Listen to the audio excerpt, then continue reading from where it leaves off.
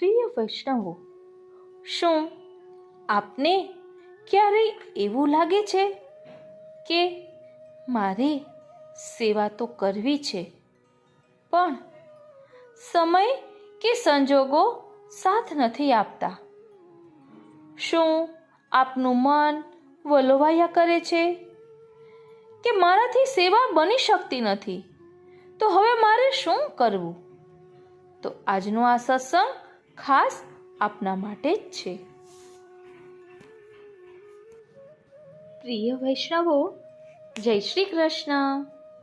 આજે આપણે એક ખૂબ જ સૂક્ષ્મ અને હૃદયસ્પર્શી વિષય પર વિચાર કરવા જઈ રહ્યા છીએ કે જીવનમાં જો વૈષ્ણવને સેવા કરવાની અનુકૂળતા ના હોય તો પછી તેની ભક્તિનો માર્ગ શું, તેનો પ્રકાર શું?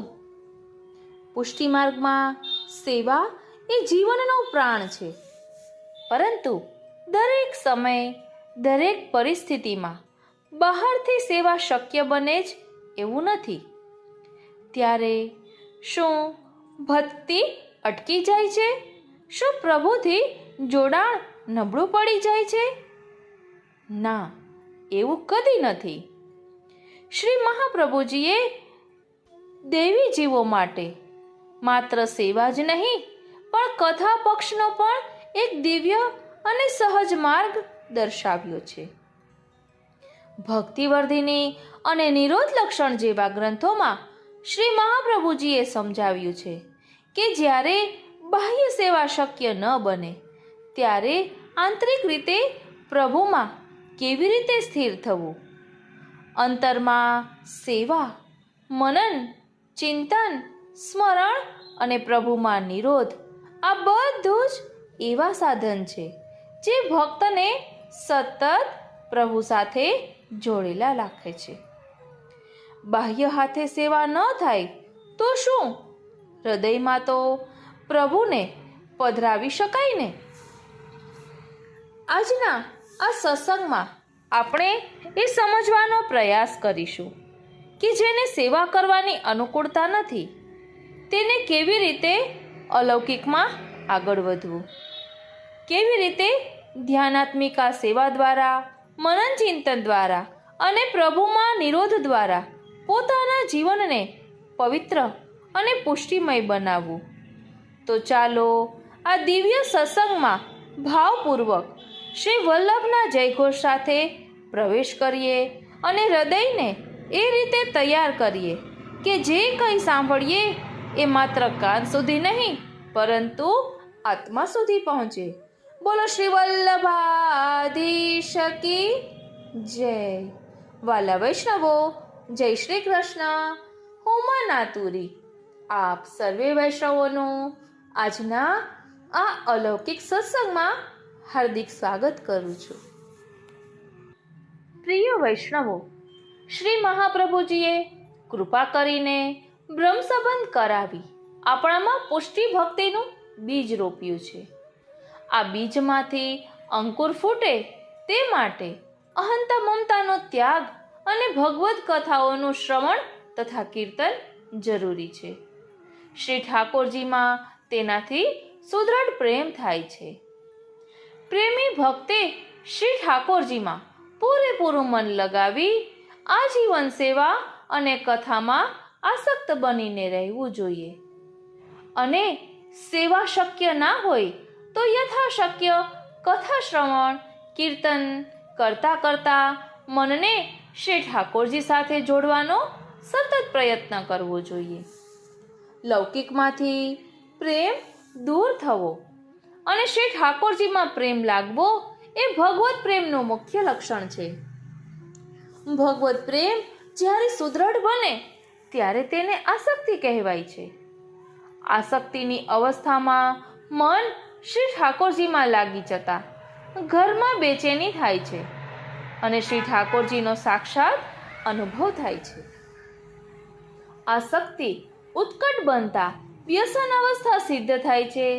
અંતઃકરણમાં શ્રી ઠાકોરજીની લીલાઓનો સાક્ષાત અનુભવ થવા લાગે છે. તનુ વિતજા સેવા છૂટી માનસી સેવા સિદ્ધ થાય છે. તે પુષ્ટિ માર્ગનો પરમ ફલ છે. આવો ભગવદીય જીવન જીવવા માટે કેટલીક બાબતોની સાવધાની જરૂરી છે. આસક્તિની અવસ્થામાં ઘરમાં બેચેની લાગે તો પણ ઘરનો ત્યાગ ન કરવો. દુષ્ટ સંગ અને દુષ્ટ ભોજનથી બચતા રહેવું. હરિસ્થાનમાં ભગવતીઓની સાથે રહે, તેમના દોષ ન દેખાય તે રીતે તેમનો સંગ કરવો. વિઘ્નો આવે ત્યારે શ્રી ઠાકોરજીનું દ્રઢ શરણ રાખવું. વ્યસન અવસ્થા થતાં ઘર છોડીને એકાંતવાસ કરવો. વાલા વૈષ્ણવો, અહીં આપણને મનમાં મૂંઝવણ થાય છે કે સેવા બની શકતી નથી તો શું કરવું? તો આપણા મહાપ્રભુજીએ તેનો ઉપાય પણ બતાવ્યો છે. માનસી સેવા અને સ્મરણનો મહિમા દર્શાવ્યો છે. અત્યારે આપણે જે સેવા કરીએ છીએ ને, સેવાની અનુકૂળતા ના હોય અને જગાવવાથી પોઢાવવાની જે ભાવના કરીએ છીએ ને, તેને માનસી સેવા નહીં પરંતુ ધ્યાનાત્મિક સેવા કહેવાય છે. જ્યારે તનુજા એટલે કે શરીરથી અને રીતજા એટલે કે ધનથી સેવા શક્ય ના હોય ત્યારે શ્રી મહાપ્રભુજીએ માનસી સેવાનો માર્ગ બતાવ્યો છે. માનસી સેવા એ માત્ર કલ્પના નથી, પણ હૃદયના અતલ ઊંડાણમાંથી પ્રભુને લાડ લડાવવાનો માર્ગ છે. આંખો બંધ કરી અને ભાવ કરીએ કે શ્રી ઠાકોરજીને મનોહર શ્રૃંગાર ધરી રહ્યા છીએ, એમને લાડ લડાવી રહ્યા છીએ. યાદ રાખજો, પ્રભુ ભાવના ભૂખ્યા છે, સાધનોના નહીં. પરંતુ એક ધ્યાનાત્મિક સેવા અને માનસી સેવાના ભેદને જાણવો ખૂબ જરૂરી છે. માનસી સેવા કોને સિદ્ધ થઈ હતી? અચ્યુતદાસજીને, રાજા આશ્કરણજીને, જેને માનસીમાં કઢી ધરી અને પોતે યુદ્ધમાં લડવા ગયા હતા તો કઢી ઢોરાણી. એટલે એ માનસી સેવામાં માનસીમાં બધું ધરે છે, પણ એ રૂપ ધારણ કરી લે છે. અને આપણે જે ભાવના કરીએ છીએ તે ધ્યાનાત્મિક સેવા કહેવાય છે.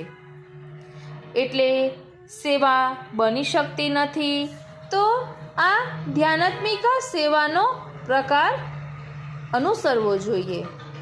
અને શ્રીમદ ભાગવતજી તેમજ ગુણગાનનો પણ મહિમા દર્શાવ્યો છે. જો હાથમાં માળા ન લઈ શકીએ, સેવાની સામગ્રી ન કરી શકીએ તો જીભથી પ્રભુના નામનું રટણ અને કાનથી પ્રભુની લીલાઓનું શ્રવણ એ પણ નામ સેવા છે, પરમ નામ સેવા છે.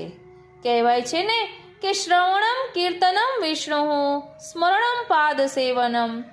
એટલે કે આ નવધા ભક્તિના પ્રથમ સોપાન છે. પ્રભુના ગુણગાન ગાવાથી મન પવિત્ર થાય છે. અને જ્યારે મન પવિત્ર થાય ને ત્યારે ઠાકોરજી ત્યાં બિરાજવા સ્વયં પધારે છે. આ પણ ન થઈ શકે તો સમર્પણનો ભાવ રાખવો જોઈએ. કંઈ જ અનુકૂળતા ન હોય અને કદાચ પ્રભુની જ કોઈ ઈચ્છા એવી હોઈ શકે. આપણી અસમર્થતામાં જ્યારે આપણે પ્રભુને પોકારીએ છીએ, નિસાધન થઈએ છીએ, ત્યારે એ પોકાર આર્તનાદ બની જાય છે. ગજેન્દ્ર મોક્ષ હોય કે દ્રૌપદીના ચીર, જ્યારે જીવ સાવ અસહાય બને છે ત્યારે જ પ્રભુની કૃપાનો ધોધ વરસે છે. એટલે સેવા નથી થતી એનો પસ્તાવો કરવાને બદલે હે નાથ, હું આપની શરણમાં છું એવો દ્રઢ આશ્રય રાખવો જોઈએ. અને સેવા એ માત્ર ક્રિયા નથી, એ તો રીત છે. ભલે આપણે મંદિરમાં ન જઈ શકીએ કે ઘરે શ્રી ઠાકોરજીની સેવા ન પહોંચી શકીએ, પણ જો આપણો દરેક શ્વાસ શ્રી કૃષ્ણ શરણમ મમ સાથે જોડાયેલો હોય તો આપણું આખું જીવન જ સેવા બની જશે. દ્રષ્ટિકોણ બદલવાની જરૂર છે, કારણ કે જીવ અંશ છે પ્રભુનો અને પ્રભુ અંશી છે. તો સર્વાત્મ ભાવ કેળવીએ તો આપણને બધામાં પ્રભુના દર્શન થશે. અને શ્રી મહાપ્રભુજીએ કહ્યું છે ને કે જ્યાં સુધી કોઈ વ્યક્તિની શક્તિ અને સામર્થ્યનો આપણને પૂરો અંદાજો ન આવે ને ત્યાં સુધી તેનામાં શ્રદ્ધા દ્રઢ થતી નથી. શ્રદ્ધા વિના પ્રેમ જાગતો નથી. પ્રેમ વિના નિષ્ઠા થતી નથી.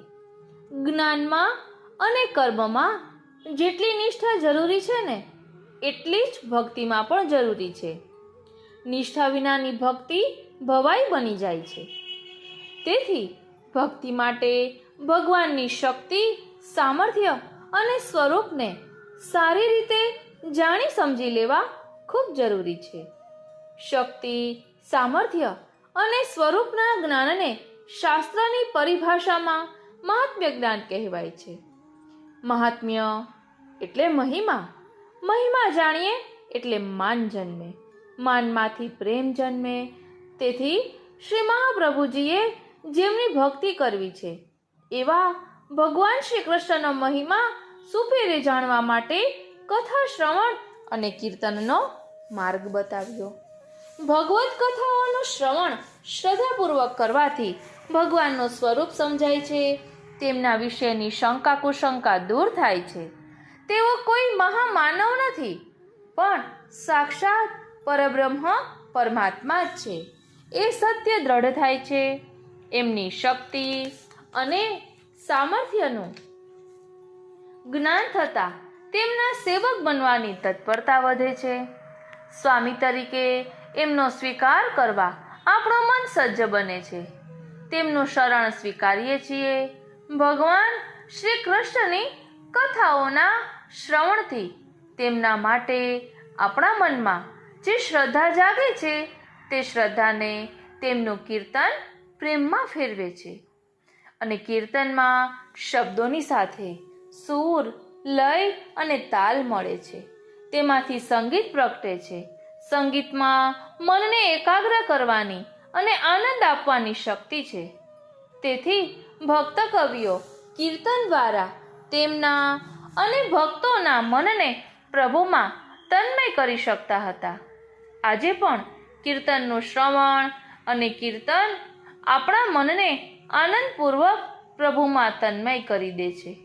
તેના પરિણામે પ્રભુમાં પ્રેમ જાગે છે. મન પ્રભુમાં લાગેલું રહે છે. વારંવાર કીર્તન સાંભળવાથી, ગાવાથી અને મન તેમજ વાણીથી ગણગણવાથી આપણે મનથી પ્રભુમય બનીએ છીએ.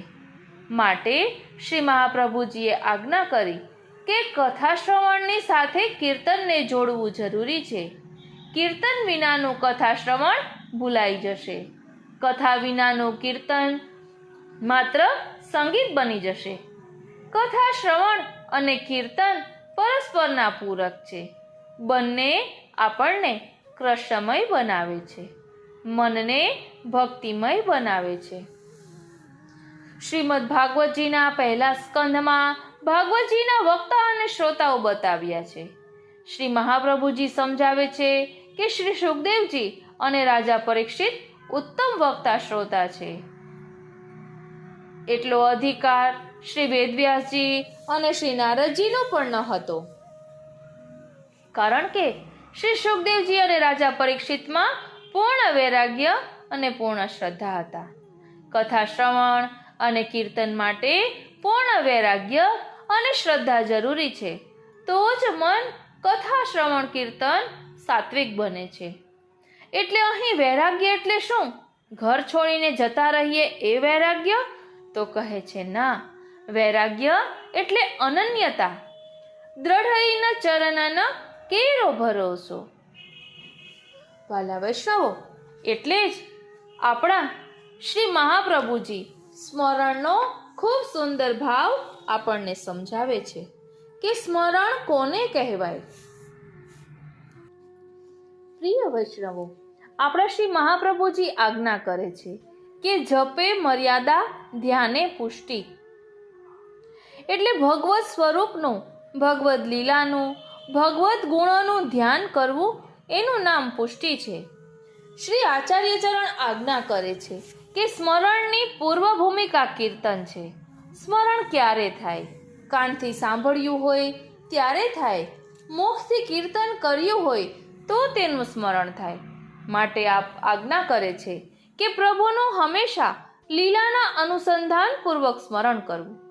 શ્રી હરિરાય ચરણે આપણા માટે લીલાનું સ્મરણ થઈ શકે એવી કૃપા કરીને આપણને નિત્ય લીલા આપી છે. એવી જ રીતે પ્રાચીન ભગવદીઓ એમ પણ કહે છે કે દરરોજ સાંજે ગોવર્ધનવાસી સાવરેલાલ તુમ બિન રહ્યો ના જાય અને વ્રજ મેરે મન ભાઈ. આ બધા ગાવા જોઈએ, તેનું કીર્તન કરવું જોઈએ કે જેના કારણે શ્રી મહાપ્રભુજીની કૃપાથી આ સર્વ લીલાઓનો અનુભવ થશે અને આ લીલાઓમાં બિરાજતું એ ભાવાત્મક અને ફલાત્મક સ્વરૂપ પોતાના સ્વરૂપાનંદનો આપણને અનુભવ કરાવશે. કિશોરીબાઈની વાર્તા આપણે જાણીએ છીએ કે કેટલી દુઃખદ પરિસ્થિતિમાં પણ એમણે શ્રી યમુનાજીનું સતત સ્મરણ કર્યું છે. શ્રી ગુસાઈજીના એક સેવક હતા. કામવનમાં કૃષ્ણકુંડ ઉપરના મહાપ્રભુજીના બેઠકજીમાં બેસીને 6 મહિના સુધી સર્વોત્તમ સ્તોત્રનો ખૂબ ઉત્કટતા અને વિરહપૂર્વક પાઠ કર્યો. એમને શ્રી મહાપ્રભુજીએ કૃપા કરીને દર્શન આપ્યા. આમ લૌકિકનું રમણ જો છૂટે તો અલૌકિક સ્મરણ થાય અને અલૌકિકનું સ્મરણ થાય તો મનના વિષય વિકારનું મરણ થાય. માટે શરૂઆતમાં પ્રયત્નપૂર્વક નિયમપૂર્વક પણ સ્મરણ કરવાની ટેવ પાડવી ખૂબ જ જરૂરી છે. નાનકડું બાળક હજી ભણવાની શરૂઆત કરી હોય ત્યારે એને ઝટ એકડો આવડી જતો નથી. એકડો શીખવો ખૂબ અઘરો છે. તે બાળકને એકવાર એકડો આવડી ગયો પછી બાકીના અંક માટે બહુ સરળ બની જાય છે. સૌ માતાઓનો અને બહેનોનો આ અનુભવ છે. તમે રોટલી વણવા બેઠા ત્યારે પહેલા દિવસે સરસ મજાની ગોળ મટોળ રોટલી બનાવતા નહોતી આવડતી. ક્યાંક તમારી બાના હાથનું વેલણ એ પોચા ઉપર પડ્યું હશે. આજે કેવી સરસ મજાની ગોળ મટોળ રોટલી વણાઈ જાય છે. એ વણાતી જોઈએ ત્યારે અમારા જેવાને એમ થાય કે વગર કંપાસે એક સરખું વર્તુળ કેવી રીતે તૈયાર થાય. તમને પૂછવામાં આવે તો તમે એમ કહો કે એમાં શું, એ તો લૂવો લઈને ઓરસિયા પર મૂકીને વેલણ ફેરવીએ એટલે થઈ જાય. કારણ કે એની પાછળની વર્ષોની સાધના છે. તેમ ભગવત કૃપાથી સ્મરણ સિદ્ધ થાય છે. એક વાત છે, પરંતુ એ સ્મરણ માટે જીવે પણ પ્રયત્ન કરવાનો છે. સાધના કરવી જરૂરી છે. તેને માટે ધીરજની પણ જરૂર છે. શિક્ષાપત્રમાં શ્રી હરિરાયજી કહે છે કે તમે જિંદગીમાં જે કામ કર્યું જ નહીં હોય એનું સ્મરણ ક્યાંથી થશે? તમે સેવા કરી જ નહીં હોય તો તમને તેનું સ્મરણ ક્યાંથી થવાનું? માટે સેવા કરો. સ્મરણ કરતાં કરતાં સેવાનું તમને જે અલૌકિક અનુભવ થયો છે એ સેવાનું ધ્યાન કરતા જાઓ. ભગવદીઓએ સ્મરણ દરમિયાન સેવાના ધ્યાન કરવાના અનેક માર્ગો બતાવ્યા છે અને અર્થના અનુસંધાનપૂર્વક સ્મરણ કરવું. આપણે ભણેલા ન હોઈએ, અર્થ ન આવડે, કદાચ શુદ્ધ ઉચ્ચાર પણ ન આવડે તો પણ ફિકર કરવાની જરૂર નથી. ભગવદ નામ છે તે ફલિત થવાનું જ છે. મન એમાં લાગેલું રહે તે માટે ભગવદીઓએ અનેક માર્ગો બતાવ્યા છે. યમનાષ્ટકનું ચિંતન કરતા હોઈએ ત્યારે શ્રી યમુનાજીના સ્વરૂપના જે ચિત્રજીના તમે દર્શન કર્યા હોય તે સ્વરૂપનું ચરણારવિંદથી મસ્તક સુધીનું સ્વરૂપનું ચિંતન કરતા કરતા પાઠ કરવા જોઈએ. એવી જ રીતે આપણે ગોકુળ ગયા હોઈએ, મથુરા ગયા હોઈએ, વિશ્રામ ઘાટ, ઠકુરાણી ઘાટ કે શ્રી યમુનાજીના પાન કર્યા હોય, દૂધ ચડાવ્યું હોય, ભોગ ધર્યા હોય, એ સર્વનું સ્મરણ શ્રી યમુનાષ્ટકનો પાઠ કરતા કરવું જોઈએ. સાચું કે જોવાલા વૈષ્ણવો, શું આપણે યમુનાષ્ટકનો પાઠ કરતી વખતે આ રીતે સાથે સ્મરણ પણ કરીએ છીએ કે સંખ્યામાં જઈએ છીએ? તે આપણે આત્મચિંતન કરવાનું છે. એવી જ રીતે આપણે શ્રી સર્વોત્તમ સ્તોત્રના પાઠ કરીએ ત્યારે 108 નામમાં બિરાજતા શ્રી મહાપ્રભુજીના 108 વિવિધ અલૌકિક સ્વરૂપોનું અર્થ અનુસંધાન નથી બનતું, તો શ્રી મહાપ્રભુજીના ચિત્રજીના જે દર્શન કર્યા તેમના ચરણારવિંદથી મસ્તક સુધીના સ્વરૂપનું ચિંતન કરતા કરતા આપણે જે બેઠકજીએ ગયા હોઈએ, ત્યાં જારી ચરણ સ્પર્શ કર્યા હોય, શ્રી મહાપ્રભુજીએ કૃપા કરી આપણી યત્કંચિત સેવા અંગીકાર કરી હોય તે સર્વનું સ્મરણ કરતા રહીએ. આમ મનને સ્મરણના રમણમાં રોકાયેલું રાખીએ કે જેથી મન બીજા કોઈ રમણમાં ફસાય નહીં. ભગવદીઓએ એમ પણ બતાવ્યું છે કે રોજ વ્રજવાસ નથી થયો તો મનથી સદાય ગોકુળમાં રહેવું. સદા મન શ્રી ગોકુલ મેં રહીએ, ગોવિંદ ઘાટ છોકર કી છૈયા, બેઠક દર્શન પૈયે. મનથી રોજ એકવાર ગોકુળ જઈ આવવું, રોજ શ્રીમદ ગોકુળનું ધ્યાન ધરવું, મનથી શ્રીનાથજી જઈ આવવું, જતીપુરા જઈને શ્રી ગિરિરાજજી બાવાના મનથી દર્શન કરીને દંડવાત પ્રણામ કરીને મનથી શ્રી ગિરિરાજ બાવાની પરિક્રમા કરી આવવી. આ સર્વ પ્રકારો છે. આ સર્વ સ્મરણના પ્રકારોમાંથી જે આપણા મનને રૂચે એવા પ્રકારે સ્વીકાર લેવો, પણ મન એમાં રોકાય, મન એમાં રમણ કરતું રહે એવો સદાય જાગૃત રીતે પ્રયત્ન કરવો, એમ શ્રી હરિરાય ચરણ આજ્ઞા કરે છે. વાલા વૈષ્ણવો, મેં આપને ઘણી વખત કહ્યું છે કે હું કોઈ પણ એક પદ હોય, કીર્તન હોય તે રિપીટ વનમાં સાંભળું, વારંવાર સાંભળું, પછી અલગ અલગ જે અનુભવ થાય અથવા તો જે સ્મરણ થઈ આવે તે હું લખી લઉં. અને આપણે એ રીતે સત્સંગમાં ઘણી વખત લેતા હોઈએ છીએ. આપણે અગાઉ લીધું હતું શ્રી યમુનાજીમાં વલ્લભ, શ્રી ગિરિરાજમાં વલ્લભ, બેઠકમાં શ્રી વલ્લભ વલ્લભ, મહાપ્રભુજી શ્રી વલ્લભ. એટલે શ્રી યમુનાજીમાં વલ્લભ બોલતા શ્રી યમુનાજી અને શ્રી મહાપ્રભુજીનું પ્રથમ મિલન, શ્રી ગિરિરાજમાં વલ્લભ બોલતા મહાપ્રભુજી અને શ્રીનાથજીનું પ્રથમ મિલન, બેઠકમાં વલ્લભ વલ્લભ બોલતા ગોકુલની બડી બેઠકનું ચિંતન થઈ આવે અને શ્રી દામોદરદાસ સરસાનીજીને પ્રથમ બ્રહ્મ સંબંધ થયું એ સ્મરણ થઈ આવે. આ રીતે આપણે કોઈ પણ પદ હોય કે કોઈ પણ કીર્તન હોય તો તે વારંવાર સાંભળીએ તો અલગ અલગ લીલાઓનું ચિંતન થાય છે. એવી જ રીતે આપણે સર્વોત્તમનો પાઠ કરતા હોઈએ તો તેમાં બોલીએ કે સ્મૃતિ માત્રાર્થી નાશનઃ.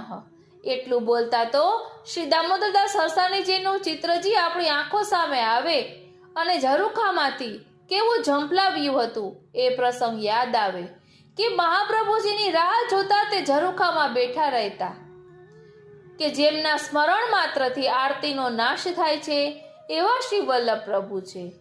માટે આ રીતે સ્મરણનો પ્રકાર કરવો જોઈએ. ચિત્તનું પ્રભુમાં પરોવાવું, ચેતસ્તત પ્રવણમ સેવા, એ જ તો નિરોધ છે. નિરોધ વિશે શ્રી મહાપ્રભુજીએ નિરોધ લક્ષણ ગ્રંથમાં ખૂબ સુંદર રીતે સમજાવ્યું છે. તો ચાલો તેનું ભાવ દર્શન કરીએ. પ્રિય વૈષ્ણવો, આપણા શ્રી મહાપ્રભુજી કહે છે કે ઇન્દ્રિયોથી મણાતા લૌકિક વિષયોનો આનંદ, વિષયાનંદ ક્ષણિક, નશ્વર અને નુકસાનકારક હોવાથી ત્યાજ્ય છે. તેમાંથી મુક્ત થવા મનને મારી નાખવાનો દેહ દમનનો માર્ગ યોગશાસ્ત્રે બતાવ્યો. ભક્તિ માર્ગે તો મનને મોહનમાં મેળવી દેવાનો નિરોધનો માર્ગ બતાવ્યો. સર્વ ઇન્દ્રિયોના વિષય ભગવાન શ્રી કૃષ્ણને બનાવી દેવાથી એમનામાં મનનો નિરોધ થતા અહંતા મમતાત્મક સંસારમાં થયેલો નિરોધ દૂર થાય છે. ભગવદ્ ગુણગાન અને ભગવદ્ લીલાઓ ભાવનાથી આધુનિક સમયમાં નિરોધ સિદ્ધ થાય છે. નિરોધ સિદ્ધ થવામાં ભગવદ્ કૃપા અને ભગવદીઓની કૃપા જ કારણભૂત છે. સર્વ ઇન્દ્રિયોના કાર્યો જે લૌકિકગામી છે. ધ્યાન આપજો, સર્વ ઇન્દ્રિયોના કાર્યો જે લૌકિકગામી છે તેમને ભગવદગામી બનાવવા ભક્તનો ભગવાનમાં પૂર્ણ નિરોધ થતા ભગવાનનો પણ ભક્તમાં નિરોધ થાય છે. તે નિરોધનું ફળ છે. નિરોધ એ પુષ્ટિ માર્ગનું પરમ ફળ છે. હવે આપણને એમ થાય કે પુષ્ટિ ફળ કેવી રીતે મળે? તો જ્યારે આપણામાં અહંતા મમતા વધારે હોય ત્યારે આપણું મન તેમાં ડૂબેલું રહે છે. તેને લઈને આપણા મનની એવી ધરતીમાં ભક્તિનું બીજ ઊંડે દટાઈ જાય છે. તેથી તે અંકુર બનીને જલ્દી પ્રકટતું નથી. આ સ્થિતિમાં સંસારમાં ડૂબેલા રહેતા ચિત્તને તેમાંથી બહાર કાઢવા માટે આપણે આપણી દોષોથી ભરેલી ઇન્દ્રિયોનો નિગ્રહ કરવો જોઈએ. એટલે કે આપણી ઇન્દ્રિયો ઉપર સંયમ મેળવવો જોઈએ. પરંતુ યોગ માર્ગથી સંયમ મેળવવા ઇન્દ્રિયોનું દમન કરવું પડે. જેમ તોફાની ઘોડાને કાબૂમાં લેવા ચાબુક મારવો પડે. વધુ ચાબુક મારવાથી ત્યારે તે ઘોડો વધારે તોફાને ચડે છે. તેમ દોષવાળી તે ઇન્દ્રિયોમાં વધારે ખળભળાટ ઉછળે છે. આવી ઇન્દ્રિયોને લૌકિકમાંથી અલૌકિક તરફ વાળવાનો સરળ રસ્તો શ્રી મહાપ્રભુજી અહીં સમજાવે છે કે લૌકિક ભોગમાં જોડાવા થનગનતી ઇન્દ્રિયોને ભક્તિ ઇન્દ્રિયોનું દમન કરવાને બદલે સર્વ વસ્તુઓ ભગવાનમાં ના સુખ માટે ભગવાનની સેવામાં વાપરવાનું નક્કી કરવું. ઇન્દ્રિયોને ભગવાનની સેવામાં જોડવી. સર્વ વસ્તુઓ પ્રભુને સમર્પિત કરીને વાપરવી. જે વસ્તુઓ પ્રત્યક્ષ રીતે પ્રભુને સ્પર્શી ના શકાય તેમને ભગવાન સાથેના સંબંધથી જોડવી. જેમ કે જોડા પ્રભુને ધરી શકાય નહીં તો નવા જોડા પહેરી પ્રભુ માટે વસ્તુ ખરીદવા કે જળ ભરવા જવું. શ્રી મહાપ્રભુજી આજ્ઞા કરે છે કે કોઈ ઇન્દ્રિયનું કાર્ય કોઈ પણ રીતે ભગવાન સાથે સંબંધવાળું ન થતું હોય તો તે ઇન્દ્રિયોને તે કાર્ય કરતા રોકવી.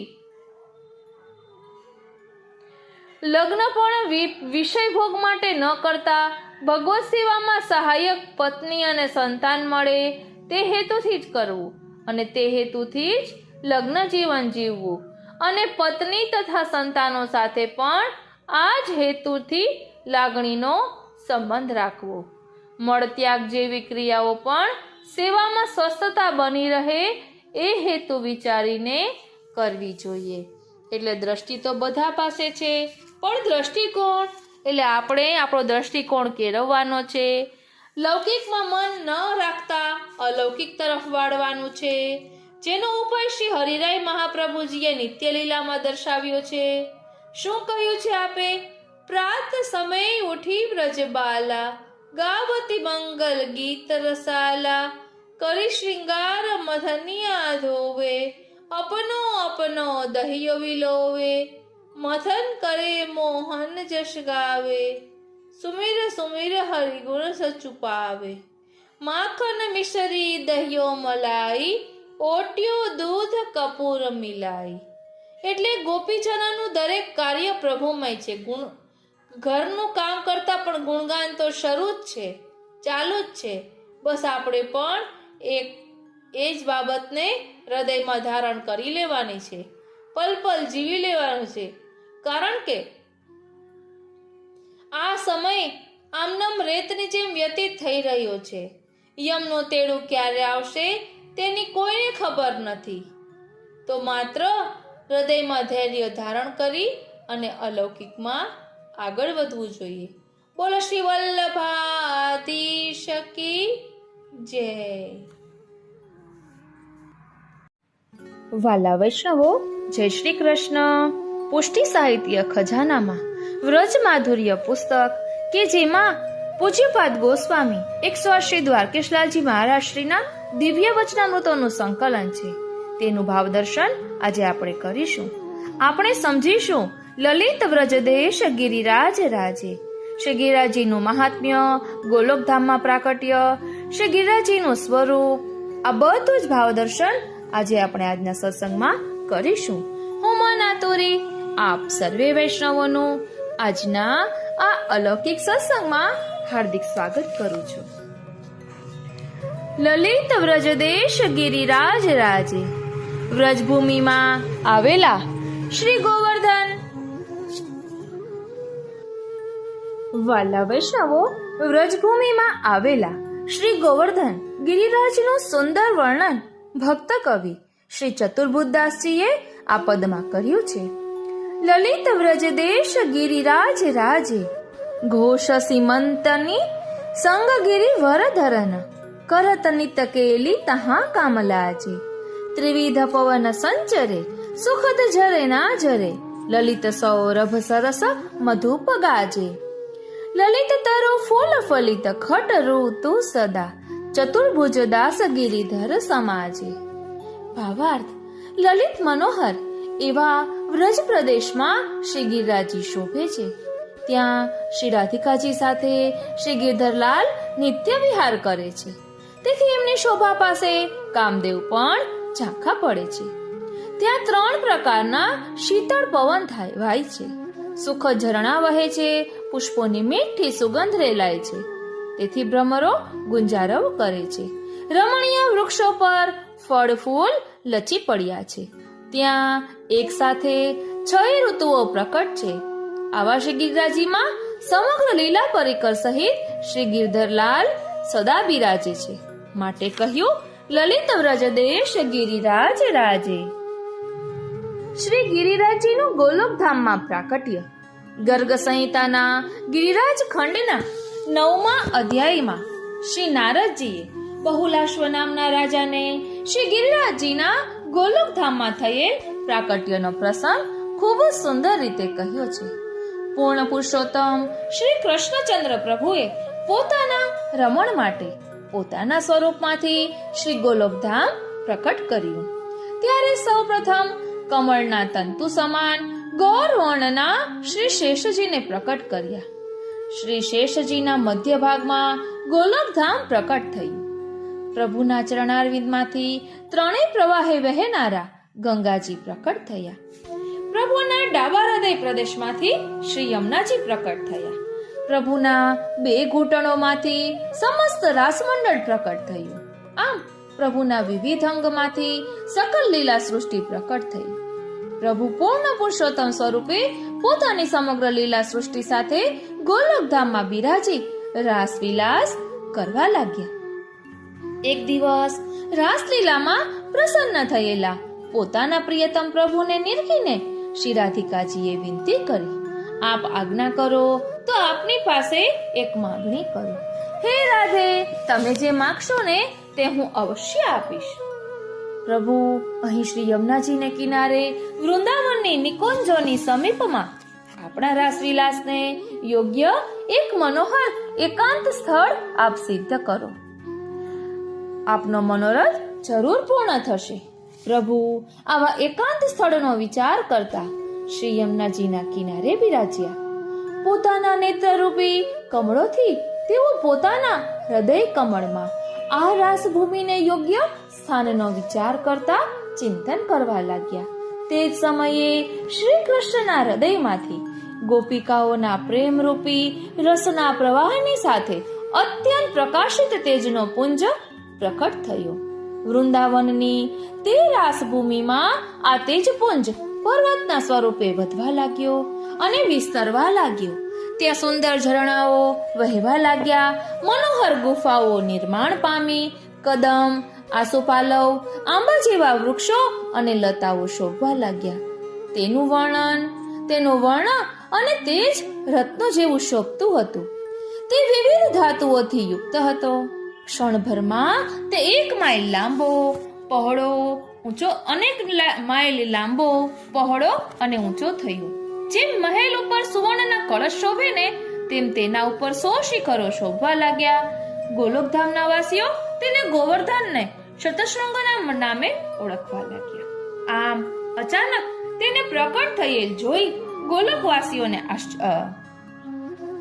આશ્ચર્ય થયું. પ્રભુએ પોતાનો શ્રીહસ્ત તેને લગાડી તેને શાંત બનવાની આજ્ઞા કરી. પર્વતને ધારણ કરી કાશીની દિશામાં ઓ શ્રીનાથજી. આવા શ્રી ગોવર્ધનના દર્શન કરી શ્રી રાધિકાજી અત્યંત પ્રસન્ન થયા. તેઓ પ્રભુ સાથે ત્યાં એકાંત વિહાર કરવા લાગ્યા. જ્યારે સારસ્વત કલ્પમાં પ્રભુએ પૃથ્વી પર પ્રકટ થવાનો નિર્ણય કર્યો ત્યારે શ્રી રાધિકાજીને પણ પૃથ્વી ઉપર પધારવા આજ્ઞા કરી. શ્રી રાધિકાજીએ કહ્યું, જ્યાં વૃંદાવન નથી, જ્યાં શ્રી યમુનાજી નથી, જ્યાં શ્રી ગોવર્ધન નથી, ત્યાં મારા મનને સુખ નથી. પ્રભુએ સમસ્ત ગોલોકધામને ભૂતલ પર બ્રજમંડળમાં પ્રકટ થવાની આજ્ઞા કરી. પૃથ્વી પર શ્રી ગોવર્ધનનો પ્રાકટ્ય. ભારત દેશની પશ્ચિમ દિશામાં અત્યંત પ્રાચીન કાળમાં શાલ્વલી દ્વીપ આવેલો હતો. તે આજે દક્ષિણ આફ્રિકા તરીકે પ્રસિદ્ધ છે. તે દ્વીપ ઉપર દેવ સ્વરૂપ દ્રોણ પર્વત એમની પત્ની સાથે રહેતા હતા. તેમને ત્યાં ગોવર્ધન પર્વતનો પુત્ર રૂપે જન્મ થયો. ત્યારે દેવતાઓએ પુષ્પની વૃષ્ટિ કરી. હિમાલય, સુમેરુ વગેરે સર્વ પર્વતો તેમના દેવ સ્વરૂપે ત્યાં આવ્યા.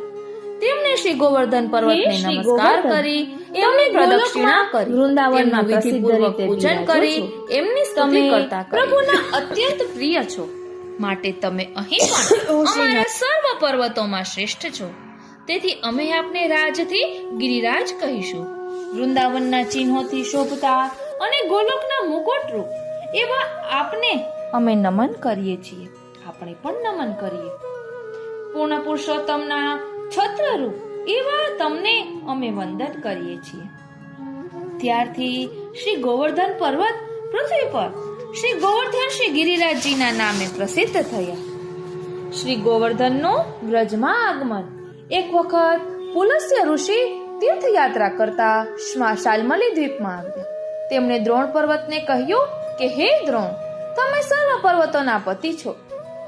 સર્વ દેવો તમારું પૂજન કરે છે. હું તમારી પાસે તમારા પુત્ર ગોવર્ધનને માંગવા આવ્યો છું.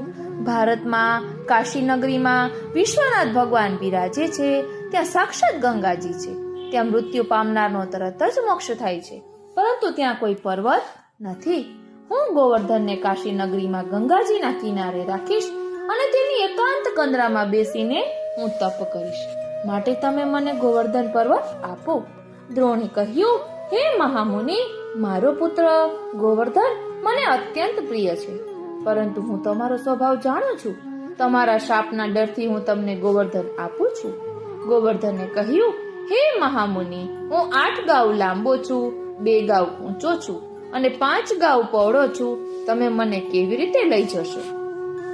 હે ગોવર્ધન, તું મારા જમણા હાથની હથેળીમાં બેસી જા.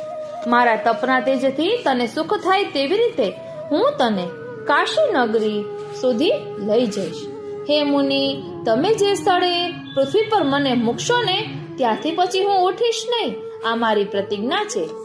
ગોવર્ધન, મારી પણ પ્રતિજ્ઞા છે કે હું કાશી નગરી પહોંચું ત્યાં સુધી તને નીચે મૂકીશ નહીં. પુલસ્ત્ય મુનિ તેમના જમણા હાથની હથેળીમાં ગોવર્ધન પર્વતને ધારણ કરી કાશીની દિશામાં ચાલ્યા. રસ્તામાં બ્રજમંડળ આવ્યું. ગોવર્ધન પર્વતને પોતાના ગોલોકધામના સ્વરૂપનું અને પ્રભુની આજ્ઞાનું સ્મરણ થયું. તેમણે વિચાર કર્યો, સાક્ષાત પ્રભુ અહીં પ્રકટ થશે.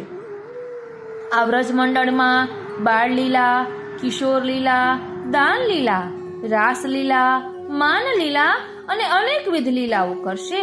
માટે હું પણ અહીં જ રોકાઈ જાઉં.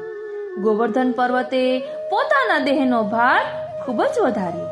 તેથી પુલસ્ત્ય મુનિ પોતાની પ્રતિજ્ઞાને ભૂલી જઈ થાક ખાવા માટે ગોવર્ધન પર્વતને તે વ્રજમંડળની ભૂમિ ઉપર મૂકી સ્નાન જપ કરવા લાગ્યા.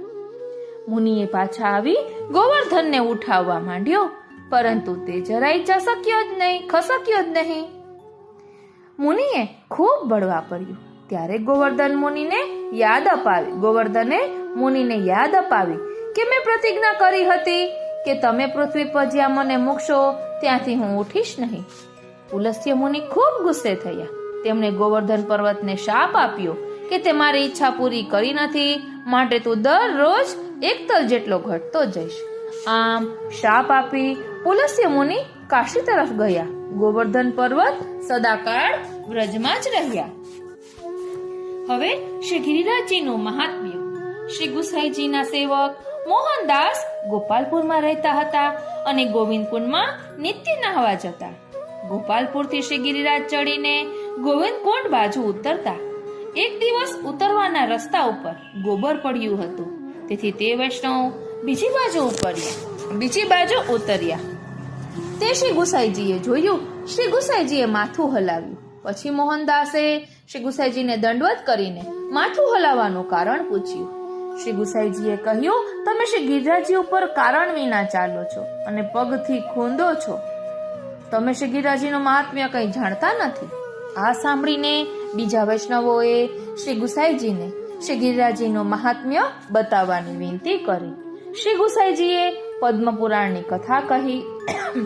એક દિવસ શ્રી ઠાકોરજી તથા નારદજી વનમાં ઉભા હતા. શ્રી ઠાકોરજીએ નારદજીને જલ લઈ આવવાનું કહેતા નારદજી જલ લેવા ગયા. ત્યાં સરોવર ઉપર 2 ઋષિઓ તપસ્યા કરતા હતા અને સરોવર પાસે મનુષ્યના હાડકાનો પર્વત પડેલો હતો. તે પર્વત જોઈને નારદજી વિસ્મય પામ્યા અને જલ લીધા વિના પાછા આવી શ્રી ઠાકોરજીને આનું કારણ પૂછ્યું. શ્રી ઠાકોરજીએ કહ્યું કે એ બંને ઋષિઓ ગોવર્ધન પર્વતના દર્શન કરવા માટે તપસ્યા કરે છે. તપ કરતા કરતા દેહ છોડે છે, વળી પાછા જન્મીને તપ કરે છે. આમ તપ કરતા કરતા દેહ છોડે છે ને ફરી જન્મે છે. તેમના શરીર છૂટવાથી હાડકાનો પર્વત થઈ ગયો છે, તો પણ ગોવર્ધનના હજી દર્શન થયા નથી. આ સાંભળી નારદજી વિસ્મય પામ્યા. શ્રી ગુસાઈજીએ આજ્ઞા કરી, આપણને શ્રી મહાપ્રભુજીની કાનીથી શ્રી ગોવર્ધન પર્વત દર્શન દે છે. એમને પણ પર્વત આમ નથી કહેવાના, શ્રી ગિરિરાજજી દર્શન દે છે. શ્રી ગિરિરાજજી સાક્ષાત લીલા મધ્યપાતી છે. એમની ઉપર કેમ કરીને પગ મૂકી શકાય? તેથી ભગવત સેવાનું કાર્ય હોય તો જ ઉપર ચડવું, નહીતર સર્વથા પગ મૂકવો નહીં. પુરાણોમાં શ્રી ગિરિરાજ સંબંધી એવું લખાણ મળી આવે છે કે સારસ્વત કલ્પમાં શ્રી ગિરિરાજજી 14 ગાઉ લાંબા, 7 ગાઉ ઊંચા અને 4 ગાઉ પહોળા હતા. આ વિસ્તારને લઈને શ્યામઢાક, ગુલાલકુંડ, બિલછુકુંડ, ટોડનો ઘનો, રાધાકૃષ્ણ કુંડ, જમનાવતા ગામ, ચંદ્ર સરોવર અને પુછરી, આ બધા સ્થાનો લીલા મધ્યપાતી શ્રી ગિરિરાજજીની તળેટીમાં ગણાય છે. હાલ શ્રી ગિરિરાજજી મથુરાથી પશ્ચિમના 13 માઇલ દૂર આવેલા છે અને દક્ષિણ પૂર્વ દિશામાં રહેલ છે. અત્યારે એમની ભૌતિક લંબાઈ લગભગ 7 ગાઉ અને ઊંચાઈ 100 ફૂટ છે. પ્રાચીન કિંવદંતી પ્રમાણે શ્રી વૃંદાવન અને શ્રી યમુનાજીની સાથે શ્રી ગિરિરાજજી પણ પોતાનું ભૌતિક સ્વરૂપ થોડું થોડું તિરોહિત કરતા જાય છે. શ્રીનાથજી જ્યારે અહીંથી મેવાડમાં પધાર્યા ત્યારે દંડવતી શિલાની ઊંચાઈ માણસપુર હતી. તે આજે ભૂમિની અંદર છે. અત્યારે તે ઊંચાઈ ઘટી ગયેલી પ્રત્યક્ષ દેખાય છે. શ્રી ગિરિરાજજી થોડા થોડા ઘટતા જાય છે, એટલે આમ ભૂતલમાં સમાતા જાય છે. હવે છે શ્રી ગિરિરાજજીના 3 સ્વરૂપ. આવા શ્રી ગિરિરાજજીના 3 સ્વરૂપો છે: આધિદૈવિક સ્વરૂપ, આધ્યાત્મિક સ્વરૂપ અને આધિભૌતિક સ્વરૂપ. નિત્ય લીલામાં શ્રી ગિરિરાજજી આધિદૈવિક સ્વરૂપે બિરાજે છે. સારસ્વત કલ્પમાં જ્યારે નંદરાયજી વગેરે ગોપો ઇન્દ્રયાગ કરતા હતા ત્યારે શ્રી કૃષ્ણની આજ્ઞાથી તેમણે ઇન્દ્રયાગ છોડી ગોવર્ધન યાગ કર્યો હતો.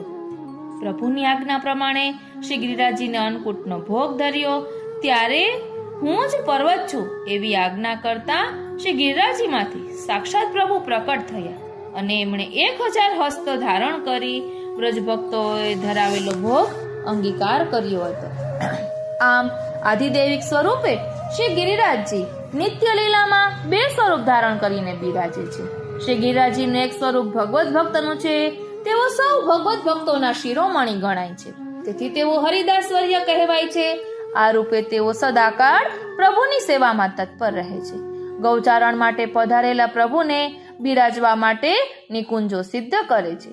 ગાયો માટે લીલું ઘાસ, જળ અને વૃક્ષોનો છાંયો સિદ્ધ કરે છે. પ્રભુને આરોગવા માટે પુલિંદીઓ દ્વારા લીલો મેવો સિદ્ધ કરી પ્રભુને અંગીકાર કરાવે છે. પોતાની ભીતર એકી સાથે 6 ઋતુઓ પ્રકટ કરી પ્રભુના વિહાર માટે 12 નિકુંજો સિદ્ધ કરે છે. શ્રી ચતુર્બુદ્ધદાસજીએ ખટઋતુની વાર્તામાં હરિદાસવર્ય શ્રી ગિરિરાજજીના આધિદૈવિક સ્વરૂપના દર્શન કરી તેમનું સુંદર વર્ણન કર્યું છે. શ્રી ગિરિરાજજીની વય 12 વર્ષના બાળક જેવું છે. એમનું સ્વરૂપ શ્યામ છે. ઘણી જગ્યાએ 7 વર્ષના બાળક જેવું લખ્યું છે. તેમણે લાલ ધોતી, લાલ ઉપર્ણ અને લાલ પાગ ધારણ કર્યા છે. એમના શ્રીહસ્તમાં લાલ છડી છે. શ્રી ગિરિરાજજીનું બીજું સ્વરૂપ ભક્તના હૃદયમાં બિરાજતા વિપ્રયોગ ધર્મી પૂર્ણ પુરુષોત્તમનું છે. કારણ કે તેમના હૃદયમાં લીલા પરિકર સહિત સાક્ષાત પ્રભુ સદાકાળ બિરાજે છે. માટે આપણે ત્યાં શ્રી ઠાકોરજીની સાથે શ્રી ગિરિરાજજીની પણ સેવા થાય છે. શ્રી ગિરિરાજજી ભક્તોને વિવિધ સ્વરૂપે દર્શન આપે છે.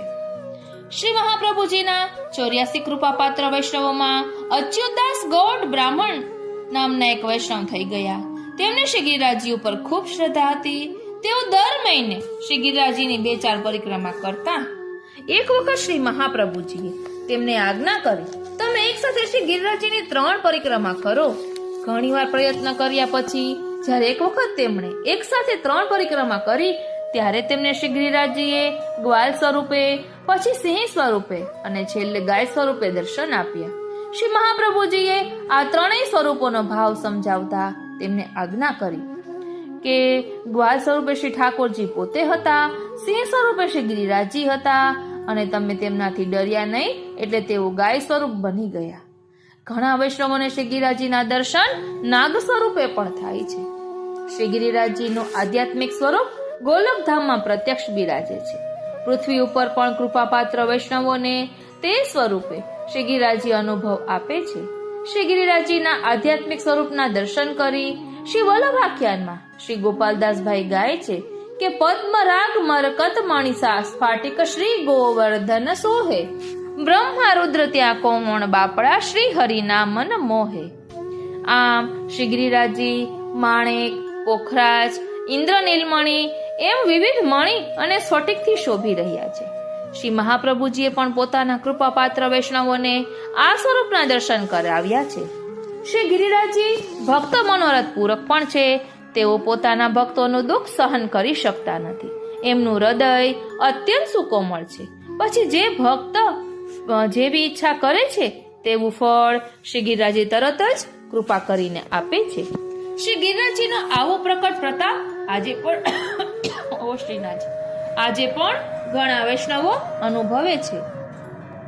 આધિભૌતિક સ્વરૂપે શ્રી ગિરિરાજજીના દર્શન આજે પણ આપણને વ્રજમંડળમાં થાય છે. તેમના આધિભૌતિક શિલાખંડને આપણે સાક્ષાત ભગવત સ્વરૂપના ભાવથી સેવીએ છીએ. તેમને દૂધથી સ્નાન કરાવીએ છીએ, ભોગ ધરીએ છીએ અને પરિક્રમા કરીએ છીએ. જો ભૂલે ચૂકે પણ એમના આધિભૌતિક સ્વરૂપનો પણ કોઈ અપરાધ કરે ને તો શ્રી ગિરિરાજજીનો કોપ સહન કરવો પડે છે. આમ શ્રી ગિરિરાજજી 3 સ્વરૂપે બિરાજે છે, આપણી સેવા અંગીકાર કરે છે અને આપણને દર્શન આપે છે. શ્રી ગિરિરાજજી ભગવદીઓમાં શ્રેષ્ઠ છે. તેઓ ભગવદીય સૃષ્ટિનું રત્ન છે. કારણ કે શ્રી બલરામ અને શ્રી કૃષ્ણના ચરણારવિંદના સ્પર્શથી તેમને પરમ આનંદ થયો છે. એમનું રોમ રોમ સ્પર્શ માત્રથી પુલકિત થયું છે. કારણ કે પ્રભુના ચરણ સાક્ષાત ભક્તિ માર્ગરૂપ છે. ભક્તિ માર્ગના સ્પર્શથી જેમને આનંદનો અનુભવ થાય છે તે ભગવદીઓમાં શ્રેષ્ઠ ગણાય છે. આવા ભગવદીઓમાં શ્રી ગિરિરાજજી પરમ સાત્વિક જ નથી પરંતુ ગુણાતીત પણ છે. તેમણે પોતાના સર્વસ્વનો વિનિયોગ શ્રી હરિના ચરણોમાં કરી દીધો છે. આ અપરિગ્રહ એટલે કે કશું પણ એકઠું ન કરવું એ એમનો ધર્મ છે. હરિદાસની નિર્ધનતામાં જ તેની અખૂટ સમૃદ્ધિ છે. તેથી આ સ્થિતિમાં પણ શ્રી ગિરિરાજજી શ્રી રામકૃષ્ણ સાથે ગાયો અને ગોપ મંડળીનો સત્કાર કરે છે. હરિના દાસની સિદ્ધિ એમાં છે કે તે બધાનું સન્માન કરે. ધ્યાન આપજો, હરિના દાસની સિદ્ધિ તેમાં છે કે તે બધાનું સન્માન કરે. એટલે આપણે હરિના દાસ છીએ કે નહીં એ જોવાનું. સમૃદ્ધિવાન વ્યક્તિ બીજાનો સત્કાર કરે તેમાં નવાઈ નથી. વ્રજ સાધન સંપત્તિથી સંપન્ન છે પરંતુ શ્રી ગોવર્ધન ગુણાતીત હોવાથી નિર્ધન છે. જલ, તૃણ અને કંદમૂળ સિવાય એમની પાસે બીજું કશું નથી. તેઓ તેનો પોતાના માટે સંગ્રહ ન કરતા પ્રભુ ચરણમાં અંગીકાર કરાવે છે. તેથી તેઓ હરિદાસવર્ય છે. આ હરિદાસવર્ય શ્રી ગિરિરાજજીના સત્સંગના ફળ રૂપે પુલિંદિનીઓના મનોરથ પૂર્ણ થયા છે. શ્રી ગિરિરાજજી ખરેખર કામરૂપ છે. તેઓ કોઈ પણ રૂપ ધારણ કરી આ ભક્તોને દર્શન આપે છે અને પ્રભુની સેવામાં કંદમૂળ ફળ ફૂલ લઈ જવા પ્રેરે છે. બોલો શ્રી વલ્લભાધીશ કી જય. હવે શ્રી ગિરિરાજજીના 8 દ્વારની ભાવના. શ્રી ગિરિરાજજીમાં પ્રભુના નિત્ય લીલા સ્થાનમાં જવા માટે 8 દ્વાર છે. દરેક દ્વાર અષ્ટછાપ ભક્ત કવિઓ પૈકી એક ભક્ત કવિના ભાવનો છે. આપણે તેમનું સ્મરણ કરીએ. પેલું સુરભીકુંડ ઉપર શ્યામ તમાલનું વૃક્ષ. આ દ્વારના મુખ્ય શ્રી પરમાનંદાસજી છે. તેઓ નિત્ય લીલામાં તોપ સખા અને ચંદ્ર સખીનું સ્વરૂપ છે. તેમની બાળ લીલામાં સવિશેષ આસક્તિ છે. બીજું માનસી ગંગા પર પીપરનું વૃક્ષ. આ સ્થાનના મુખ્ય શ્રી નંદદાસજી છે. તેઓ ભોજ સખા અને ઇન્દુલેખા સખીનું પ્રાકટ્ય છે. એમની વિશેષ આસક્તિ રાસ લીલામાં છે. ત્રીજું દ્વાર એરાવત કુંડ પાસેની ગોવિંદ સ્વામીની કદમ ખંડી. આ દ્વારના મુખ્ય શ્રી ગોવિંદ સ્વામી છે. તેઓ શ્રીદામા સખા અને ભામા સખીનું પ્રાકટ્ય છે. તેમની વિશેષ આસક્તિ હિંડોળા લીલામાં છે. ચોથું આન્યોરમાં સદો પાંડેજીનું ઘર. આ સ્થાનના મુખ્ય શ્રી કુંભનદાસજી છે. તેઓ અર્જુન સખા અને વિશાખા સખીનું પ્રાકટ્ય છે. એમની વિશેષ આસક્તિ નિકુંજ લીલામાં છે. પાંચમું ચંદ્ર સરોવર. આ સ્થાનના મુખ્ય શ્રી સુરદાસજી છે. તેઓ કૃષ્ણ સખા અને ચંપકલતા સખીનું પ્રાકટ્ય છે. એમની વિશેષ આસક્તિ ગૌચારણ લીલામાં છે. છઠ્ઠું રુદ્રકુંડ ઉપર આંબલીનું વૃક્ષ. આ સ્થાનના મુખ્ય શ્રી ચતુર્બુદ્ધદાસજી છે. તેઓ સુબાહુ સખા અને સુશીલા સખીનું પ્રાકટ્ય છે. એમની અન્નકૂટ લીલામાં વિશેષ આસક્તિ છે. સાતમું અપ્સરા કુંડ પર શ્યામ તમાલનું વૃક્ષ. આ સ્થાનના મુખ્ય શ્રી ચિત સ્વામીજી છે.